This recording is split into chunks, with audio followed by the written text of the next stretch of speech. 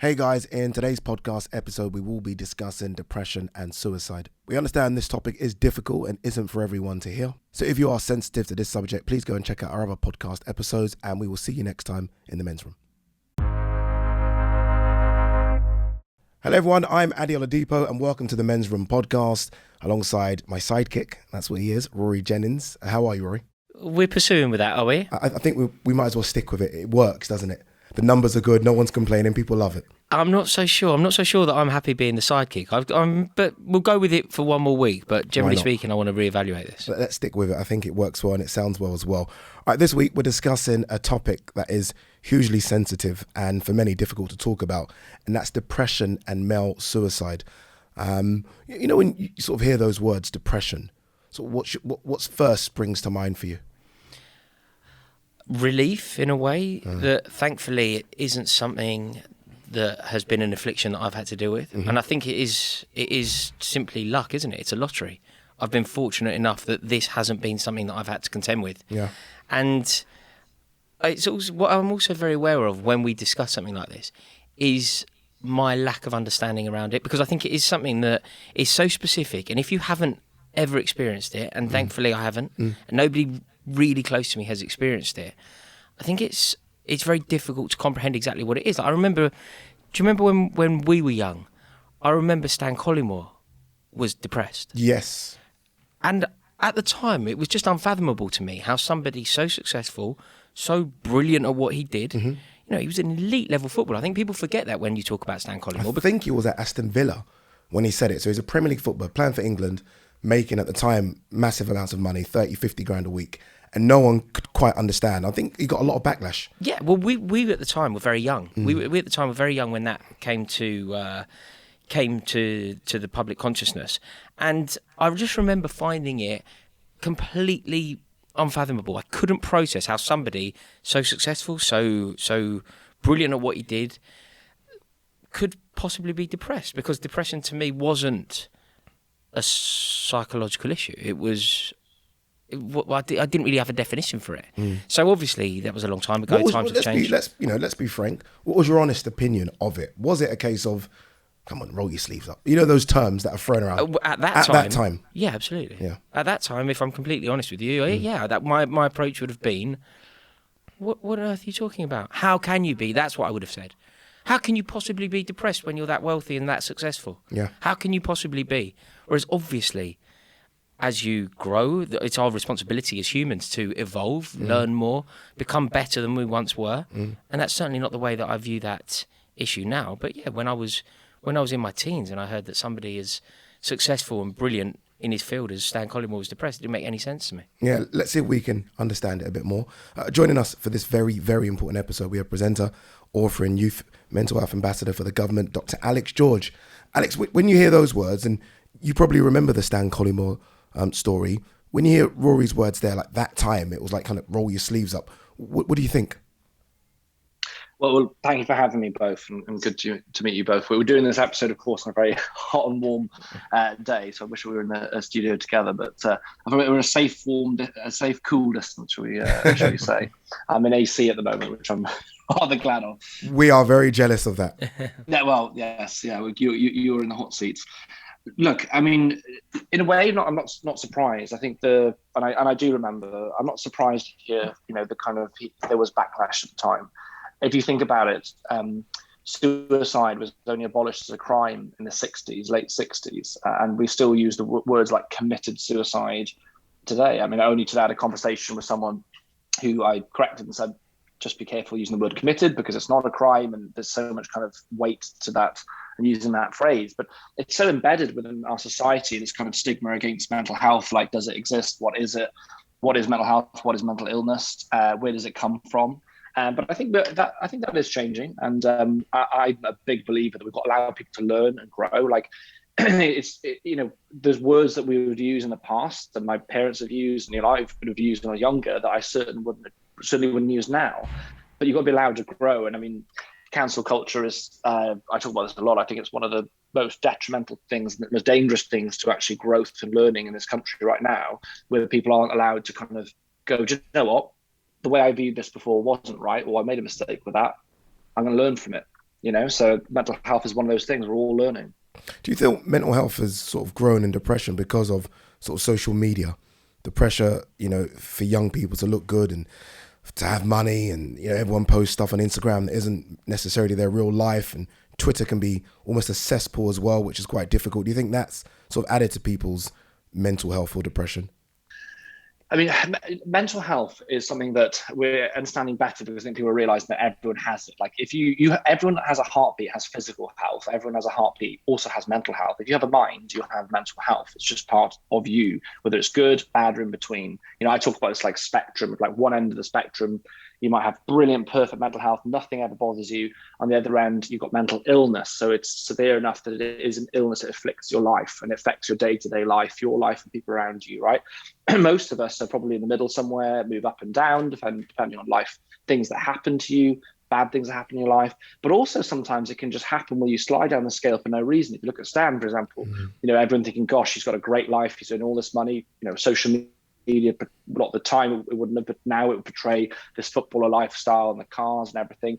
But actually, when it comes to your mental health, none of that stuff really matters beyond the basic needs of being able to eat the food each day and support your family. Beyond those financial needs, having all of this money doesn't correlate necessarily with being happy in your own mind, and even with the career and being lauded and so on. It's actually much more complex than that. In a way, simpler, but in many ways more complex. When it comes to social media, I mean, people often ask me, like, is social media good or bad?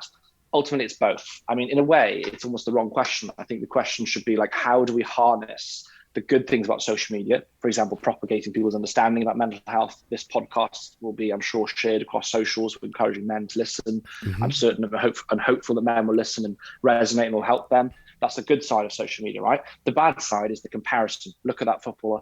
He's so happy. He's so rich. Why don't I feel like that? Why can't I be like that?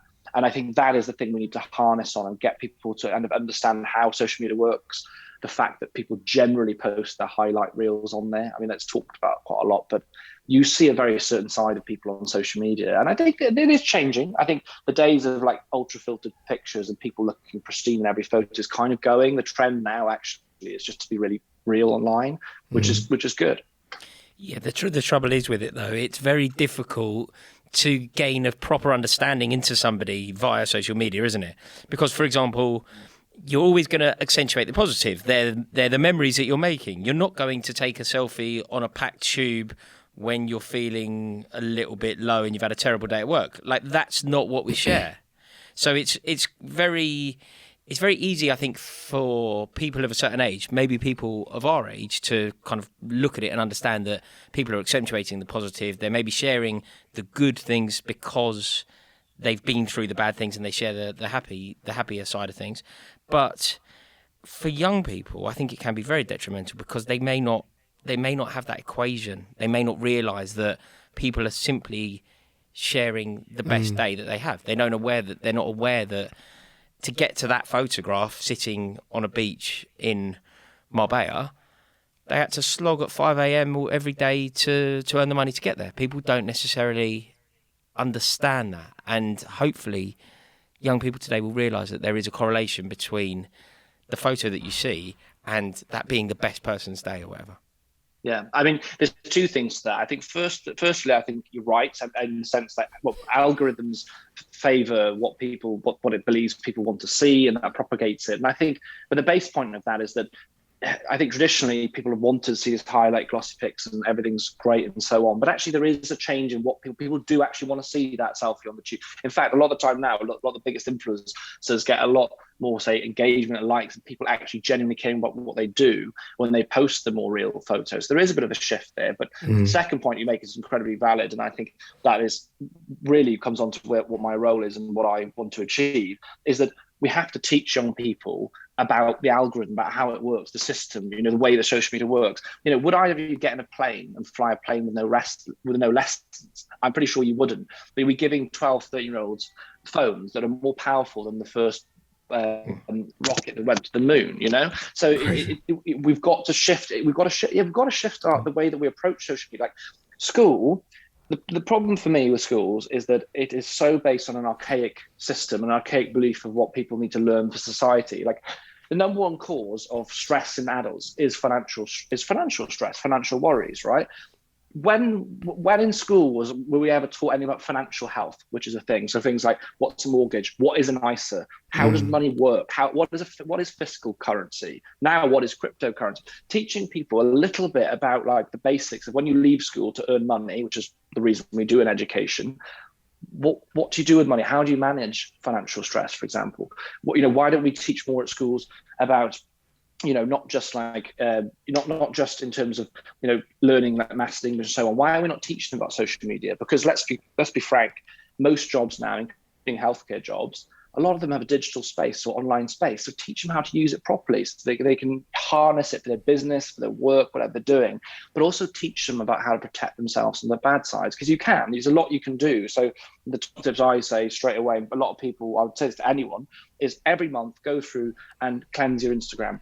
Look at your followers. Who are you following? Do they inspire you?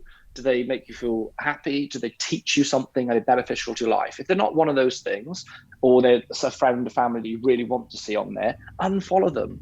If you're going to spend, on average, people spend between 2 and 4 hours online per day. So if you're going to spend 2 and 4 hours, do it for a good reason. Do it for something that's actually beneficial to your life. So think about your following. Curate the feed. When you're seeing photos, have that knowledge that you probably are seeing the shiny photo. You've not seen the 5 a.m. training sessions that has led to that point, and have perspective. And I think that those things, if we can teach young people as they're growing up, will avoid a lot of the pitfalls that social media currently creates, I think. Alex, can we quickly go back to mental health? Is there still something sort of to say or to add about the old school mentality of rolling your sleeves up, getting on with it? Sort of as opposed to maybe what it is now. Like, can we still use some of that old school mentality? I think you spoke about it at the top, in today's society, without it being sort of cast away like you guys are relics.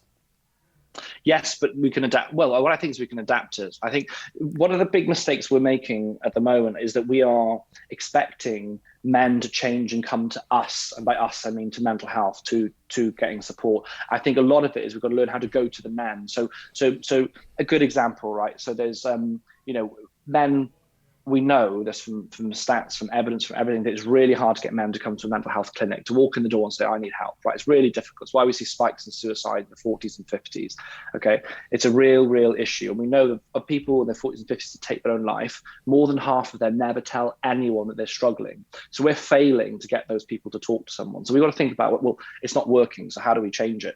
So rather than saying, look, 40, 50-year-old men who've grown up being told, don't cry, roll your sleeves up, be a tough, be a man, have some balls, rather than trying to unlearn this like deep-rooted stuff, why don't we go to them? So there's a great, in the South Coast, I believe it's called The Workshop, there's a group of guys thought, look, there's a spike of suicides in the area, that we need to do something about this. So they got a massive shed, and they thought, right, what we're going to do is we'll make a workshop.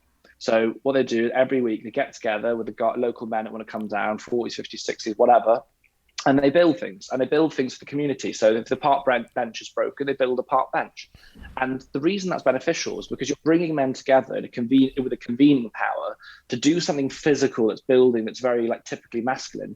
And it creates a space for conversations where guys go, oh yeah, do you know what, mate, it's difficult with wife at the moment, or this is happening, or that's happening. And the people that have organized this are trained in mental health first aid. If someone's really struggling and needs a bit more than just the kind of mates around them to talk it through, they link them into support through that way and bring psychologists in. So it's looking at other ways outside of the box. There's one in North London, a support hub, which was set up as a boxing gym. It's a mental health hub. It's a boxing gym. Okay, so it doesn't have to be like, everyone just says mental health, oh, just white coats and clinics. It doesn't have to be like that. So Do I they think not it's going naturally to exist though, Alex? Is that not the equivalent of football clubs? Is that like it's not a mental health boxing facility, is it? It's a boxing facility, and men will have conversations. Men will do that in all football clubs, in all boxing clubs. Yeah, I mean, so I guess the slight tweak with this boxing club, for example, is what they do is they do an hours. You can have hours free class of boxing, but you've got to do half an hour mental health training first, right? And they tie in a psychologist. But you're right. But the big thing we've seen, one of the biggest problems, is the demise of youth clubs. I mean, over the last decade, they've absolutely been decimating communities. So children are spending their time on phones or Xboxes. They're not climbing trees. I grew up kicking a football around, playing rugby, climbing trees. I was surrounded by friends. I talked to people through issues. My rugby coach, I talked to them as much about, things as anyone else. You had that, but we're seeing that people now are becoming more and more isolated more than ever. Even though in this digital age, you think everyone's connected, everyone's become really isolated. And you're right, football.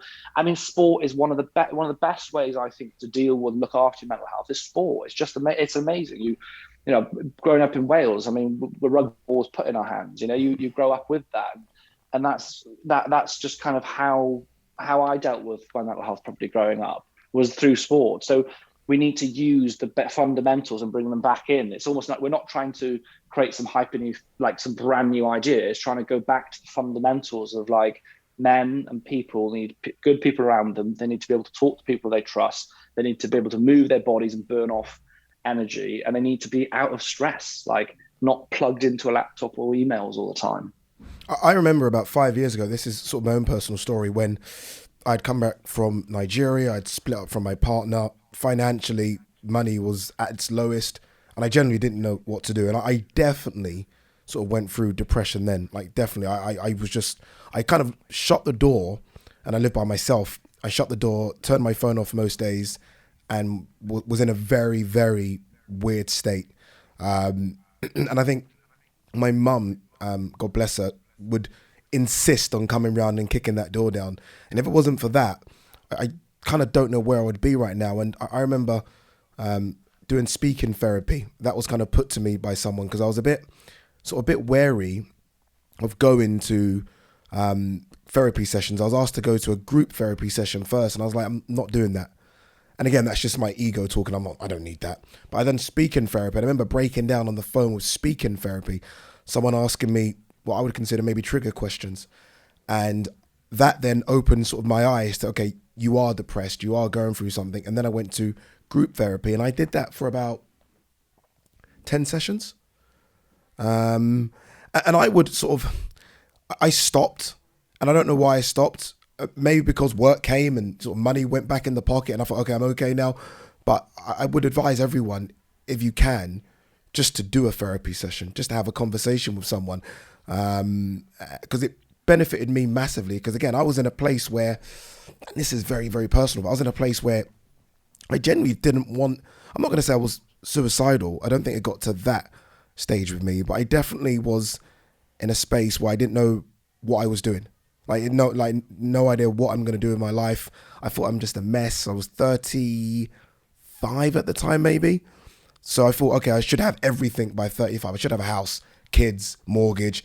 I remember thinking I had nothing. I remember I had like £38.23 in my account. It's weird. I've still got the photo of that. I took a screenshot of it. I remember thinking, this is as low as it gets. I didn't know what to do. I didn't want to ask my mum, sisters for money.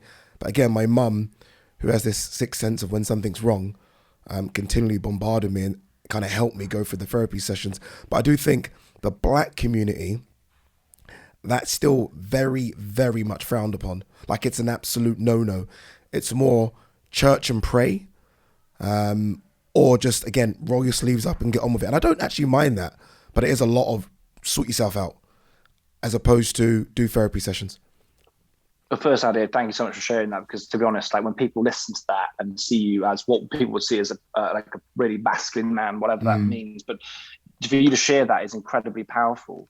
And what you said there about therapy, I cannot, it's obviously a privilege to be able to have therapy. Obviously offered in the NHS, but a lot of people privately is a privilege that we have in this country. But it is something I would say, if you can do one session, do one, because. And it's fascinating. I've talked to loads of therapists about this. People always come and go, oh, am I bad enough for therapy? Am I this or that? Other people have worse problems. It's not about that, because even if you're in a great place, understanding your processes of how you think and that what happens, because life happens, right? And we don't know when bad things will happen. So if you have a better understanding of how you're going to react to something, and also, more importantly, why you react to something, you're able to kind of adjust that. And when things crop up as they do, they don't always kind of give you a signpost saying something bad's coming. When something happens, you're more more easily able to adapt and deal with that. And my mum always used to say, I mean, mums are great, aren't they? They're amazing. I mean, my mum always used to say to me, like, a problem shared is a problem halved. And I believe that's so true. Like, humans are not meant to carry things on our own. We are designed to live in groups, in clans. That's how humans are designed to be. So when a man is isolated, a man is an island on their own, and they're carrying something on their own, that's not how a problem's supposed to be dealt with. That's just going against all, again, fundamentals of nature. But I'm a big believer that everyone goes through something in life. No one has a clean run of everything's rosy and shiny all the time. And what we don't want is for people to lose people like yourself who've gone on who've done amazing things, gone to do good things, to suicide, because suicide is a permanent solution to what is a temporary problem. And if you go back to that moment, I'm not saying you were suicidal. I know you said you weren't, but say that for a fact you were suicidal at that time. What if you'd have not seen the opportunities that you have now, the life that maybe you're in now? And obviously, I don't know your headspace now, but I mean, assuming that things are better than they were there then, you might not have known that things would get better. Do you know what I mean? When things are in the darkest times, you can't see a way out. And it's almost coming up to 2 years since my brother took his life. And I mean, if I could say to him now, and he should be 21 years old now, if I could say to him now, like, geez, like, mate, if we could have dealt with that stuff at the time, or if you'd have reached out and talked to someone, he could be in a different place now. He's supposed to be in med school. He'd be in the second year of medical school, hopefully having a completely different space. And I think the great shames and on society's reflection on society is where a man or a woman, but often it is men, will go to extent to take their own lives, which is a permanent. There's very few decisions in your life that are absolutely reversible. There is no reversal. There's almost everything in the world can be reversed. You cannot reverse a suicide. And so someone will take that decision that's so finite, rather than get help, rather than just being able to speak to someone. That is a terrible reflection on society. So it does show how far, yes, we're coming along, but we've got a way to go. And you talk about the Black community. I mean, when I made my documentary, Our Young Mental Health Crisis, I'll be honest with you, the community that we really, really, really struggled to get to engage with the documentary was the Black community. And when a lot of what I heard was the cultural pressures, the way that it was so taboo, and the kind of, I guess, like I kept hearing, like, roll up your sleeves, engage with religion. And actually, religion is very important to recognise that religion actually, for a lot of people, is a great way to support their mental health for many obvious reasons. It's literally practicing mindfulness. But it was difficult. And I think that, another community, which is a hugely high rates of suicide, a farming community. Farmers working on their own a lot in the countryside, a very much kind of masculine society, group of people. And we see so much suicide in that group because it's like, no, we're not engaging with that. That's not for me. And so I do think it's not only that point around talking. We need to talk to the right people, engage the right group, so that all communities go, do you know what? It's a real thing. It's not a bad thing. And actually, if you're going through something, you can get to the other side. I'm so sorry that you had to deal with that, Alex. That's a horrific story. Thinking back to that time, did you notice anything? Were there any indicators that your brother was perhaps looking for help? Could you sense that there was something going on?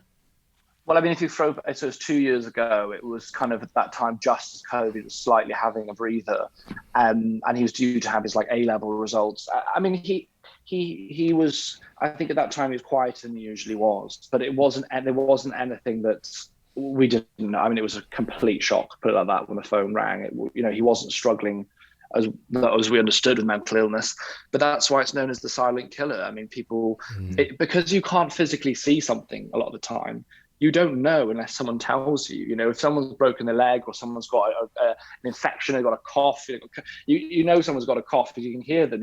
There's something, what's going on? Are you okay? You're coughing.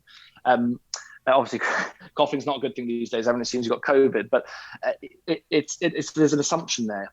But with him, it was the biggest shock. I mean, I was out for literally sat down to go for dinner with some friends. We were about to order a drink or whatever, and my dad rang. And I mean, I heard his voice, and there's a certain voice when something really bad's happened. And I just said to him, "Who's died?" As soon as I hear him say Alex, and I was like, "Who's died?" Because I just knew from his voice that there's something truly horrendous had happened. He said, "Theo's dead. He's died. He's passed away." And I was like, literally the whole world changed. In that moment, it was almost a realization that life will never, ever be the same again. It will always change. It'll always have changed. He was 10 years younger than me. He was mini me in many ways. I love motor racing, I love rugby, I love sport. And he was the same as me in that sense. He was going on to be a doctor. So yeah, your life changes. And for us, like, there's never a moment where that empty seat on the table is okay. And I'd say I'm not isolated in this scenario. I mean, on average, 84 people in the UK, in England, take their lives each week. 84 people, and I think the important thing to think about is that, and I kind of resonate a little bit at the start, Rory, when you're talking about whether you've been affected by it. And it's one of those things where if you're fortunate not to have had an immediate family or to yourself, then obviously it's a blessing. We pray nothing happens. But put it like this: when Cleo died, it wasn't just the close family that were affected. My mum talks about it, how you drop like a little pebble into a bucket full of water and it ripples and ripples and ripples. Like, it's not just Cleo's life that's lost or harmed, it's everyone that ever knew him. People that came to his funeral who stood outside, because of course at the time there was only 12 of us allowed in there, which was horrific as it was for a young person. But all of these people, from the school friends and the teachers, anyone that's ever met him, all these people's lives have changed. The doctor that our GP, a family GP that known all his life, he's affected by it. There's the ripple is just like that. So I don't think it's just 84 people's lives that are changed each week. It's probably more like 8 or 9, 10,000. I mean, how many people when one person dies, especially a young person, the impact is huge. So yeah, if we can save those 84 people a week, we're going to help a lot more people than that, not just even those lives lost. What do you think can be done? Because you mentioned sort of no one really knew this was going to happen to your brother Cleo. I remember, again, when I was going through depression, I would still go out and dress well and have a laugh, and no one would really know what was going on until it's almost like a facade I was putting on. And when I got in and shut the door, then I could almost be myself again and just really struggle. But when I was outside, no one would have an idea. Like, it'd almost be impossible for people to understand that there's something that's going on. So I kind of wonder, is it sort of bigger names speaking out about this? Like Tyson Fury's mentioned he struggled with mental health. You heard Stan Collymore. Many people now are coming out. It's not taboo anymore. Is that what we need more of?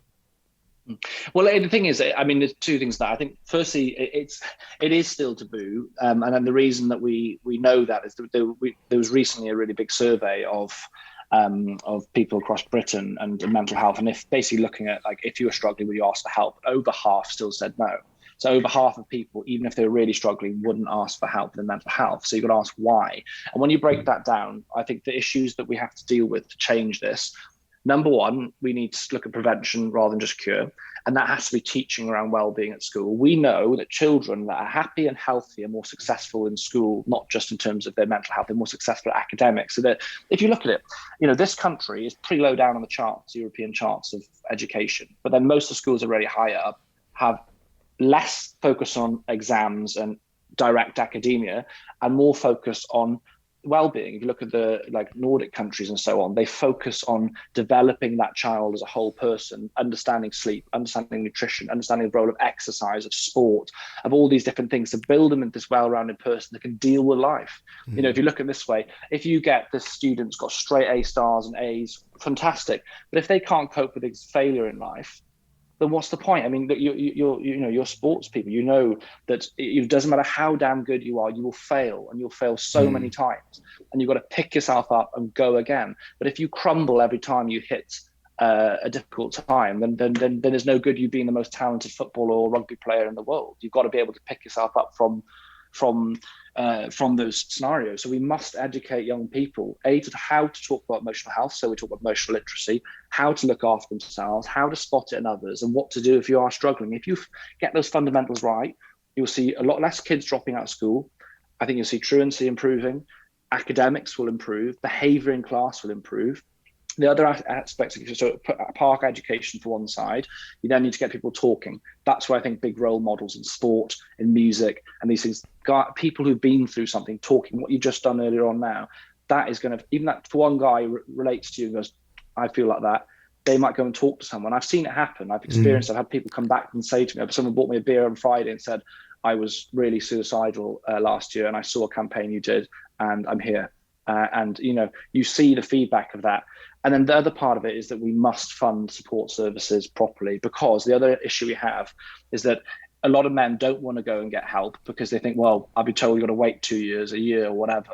What I think is shocking, imagine this, right? So at the moment, there's 500,000 young people, so children, 500,000 children on the mental health waiting list at the moment. 500,000 children. That's what was it, 6 Wembley stadiums of children waiting with suffering.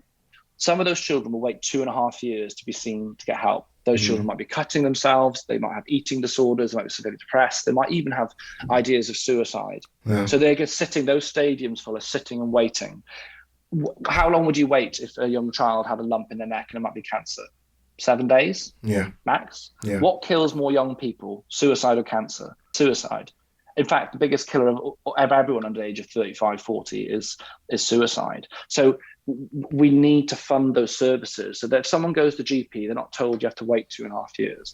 You're seen now, because it's so obvious. You don't have to be a doctor to realize if you leave a problem, it's going to get worse and worse and worse. If it hasn't fixed itself by the point you've gone to the doctor, it's probably going to get a lot worse. We also know, in terms of cost benefit, if you invest in early intervention, like support hubs, which we talk about, and incorporate sport even when these support hubs, it's a lot cheaper as well. The average cost of a child being admitted to a mental health unit in a hospital is £250,000 per child, 250 grand.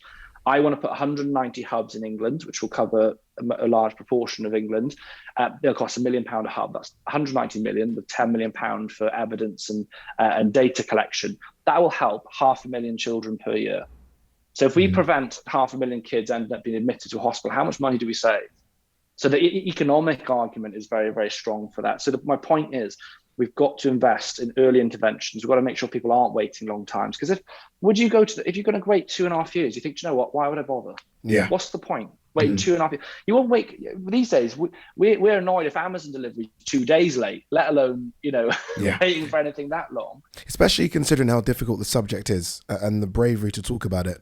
The last thing you want to do is then have to wait for someone to see you or for your case to be assessed.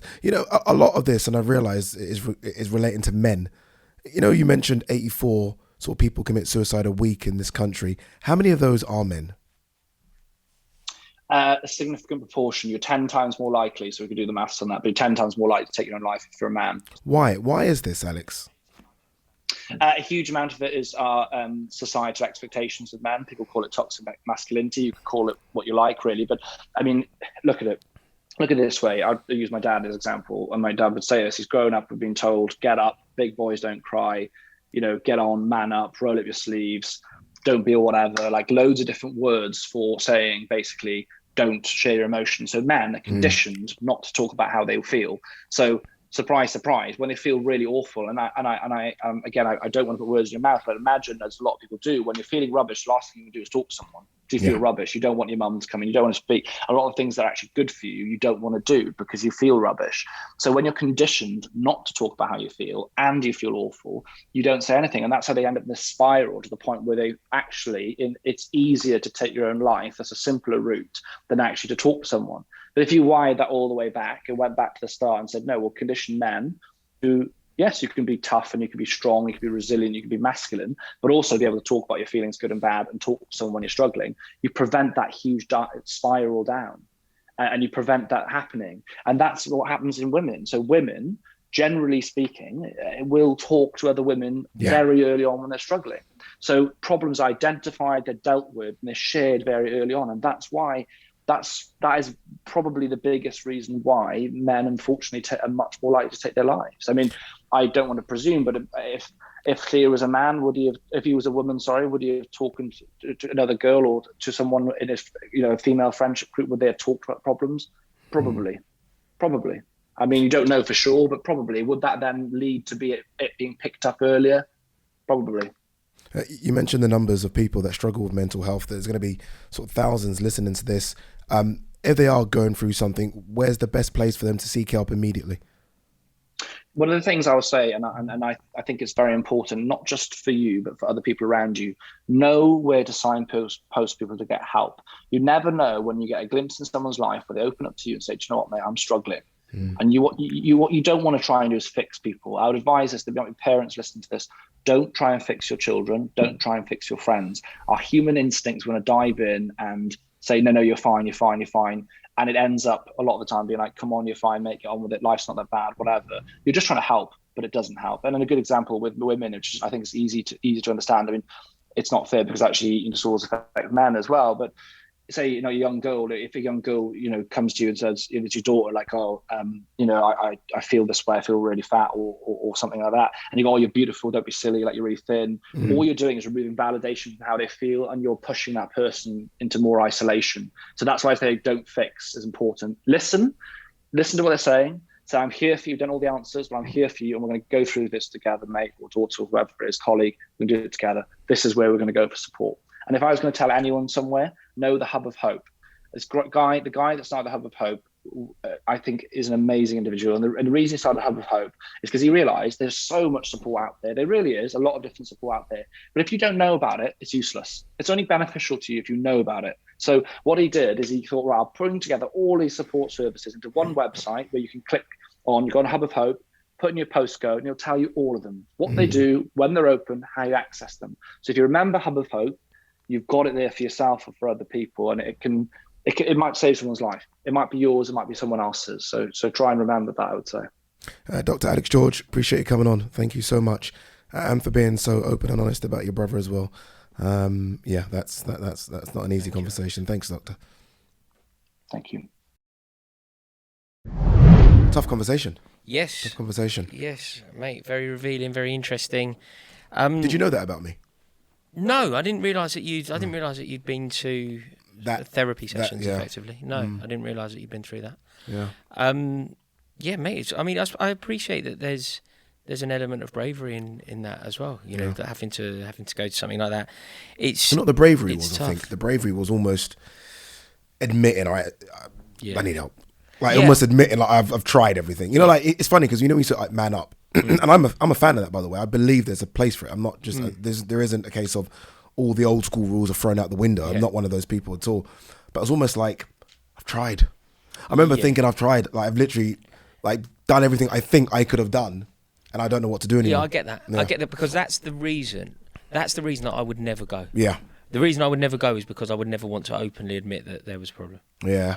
But perhaps that isn't, I think I'm with you as well. I think that it's very important that these initiatives take place. It's very important that people openly acknowledge that there can be a place for this. But again, I do also what's scary? And nothing wrong with being resilient, is there? No. Nothing wrong with being tough. Nothing wrong with doing your best. Yeah, it should be applauded. Yourself. It shouldn't be a case of people look down on you like, oh, if you're fighting, you can get help. No, I want to fight. I want to see if I can go through this. His brother Clear surprised me just because I thought he was an adult, because then you think of what I mentioned, where you think you should have everything as an adult, house, kids, car, good money, you feel like you're a man. For someone to commit suicide as a teenager, that shocks me. It's horrific, isn't it? But do you know, it was during the COVID period, wasn't it? Yeah. When life was so difficult for so many people, particularly for that generation. I think that generation should have been having a great time at university, going to Freshers Week or whatever, and they were all doing their university lectures from their home. For that generation, I think COVID hit everybody really hard. Yeah. But if you were 18, 19 during that period, I think it's really tough. Yeah. Really tough because it affected you so drastically. Yeah, and it must be the journey to go from I'm just depressed. So I'm not feeling good, I'm depressed, to go from that to then potentially going to self-harm, which again is way beyond my even thought process of how you could do that. But to go from that to that, then to, okay, I'm going to commit suicide. Do you know what I mean? That journey there. Yeah. It must just be a hopelessness that is impossible for the average person to understand. Yeah, where you think death is the only option. Yeah. That's or is the better option. The best option. Yeah, that's the chosen destination. Yeah. No, it's horrific. It's obviously horrific, and it's very it's vital that these initiatives take place. So it does feel like we're moving in the right direction. I think the only problem when I mentioned it, or my mum found out, and then I won't remember, it's funny because we had a family meeting. My mum loves to call family meetings. Oh, really? Every month there's a family meeting, everyone gather around. like when Chris Moltisanti comes out of the bathroom in The Sopranos. It's like that. You're It's like that. sitting Literally, there. Yeah. it's a gangster. My mum sits in the same position, doesn't move, and everyone goes round. And I kind of opened up to my family. And bear in mind, I've got a couple of brothers that are very, masculine, bit road. You know what I mean? I've got a sister that's very masculine as well. It was almost like my mum for certain periods. So I was like, I don't really want to open up to these lot. Yeah. It's very difficult. Plus, again, that stigma about black people not opening up is quite true. Yeah. And then the prayer thing. And I was like, Mum, this isn't a prayer thing. Because my mum's very prayerful. Like, it's literally anything. Yes. She's starting. Mine, yeah, she's starting to pray. How did like, your brothers react? Difficult, actually. It's interesting you say that because my sisters immediately reached out. So, everyone opens up and I leave the house. And my sisters all kind of reached out the next day. Oh, where are you? I'm coming round. And I didn't really want it. Like, don't do that, people. I'm coming round, let's go out for a drink. And I'm like, calm down, everyone. It isn't, I'm not on the verge of jumping off a cliff and we're okay. It's not that bad. My brother didn't reach out at all. Which didn't reach out at all. And I don't know what to make of it. I didn't know if he was more... It's interesting. I don't know I don't necessarily think that it's born out of not being supportive. Not being in touch could also be a message, couldn't it? So there's weirdly, I feel like there's a message of support in there. Yeah, like, you're going to get through this. Yeah. I don't need to... Yeah, you're fine, mate. I'm not going to pat you on the back. Yeah, you're fine. Or call you. You're going to get through it. Yeah, When you're through I'm not pandering. I'm not involved in this. 100%. You're fine. Yeah. But no, it is interesting. And look, it is brilliant that people like Dr. Alex are out fighting the cause and making sure that there are options for people when they are at their lowest ebb. Yeah, look, he's been through the lowest.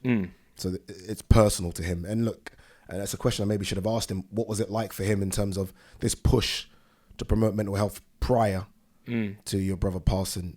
Because obviously he's clearly gone up another level. You wouldn't you? Like, we both have said, obviously I went through my own stuff, but we both said in terms of people that we don't know anyone that's been through it.